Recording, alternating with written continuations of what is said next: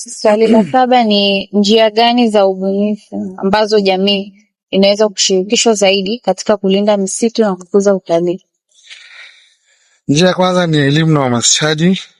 Ni elimu kutolewa na kuhamasisha utunzaji wa mazingira pamoja na viumbe hai, kukuza nishati mbadala kama hiyo, kwa kuwa na majiko sanifu badala ya kuja kukata mkaa na kwenda kutengeneza hivi kwa ajili ya kupika, basi hapo na yale majiko sanifu ambayo yanatumia mwanga wa jua kwa ajili ya kupikia. Vile kuna kule kutumia samadi ya ng'ombe, tunaita biogas. Yes. Matumizi ya biogas na yenyewe atasaidia sana kupunguza swala zima na kwenye nishati mbadala kuliko kukata.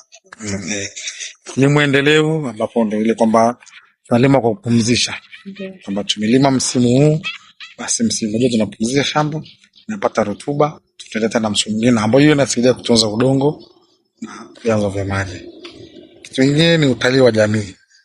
Utalii wa jamii ambayo jamii inaweza kupata zile tunaita ecobomas, ambayo inaweza ikaanzisha zile ecobomas kwa ajili ya kuwalaza watalii, vile vile kutengeneza trails kwa ajili ya kutembeza watalii, pamoja na ule utalii wa kuangalia ndege, bird watching, ambao watalii wengi sana wanapendelea.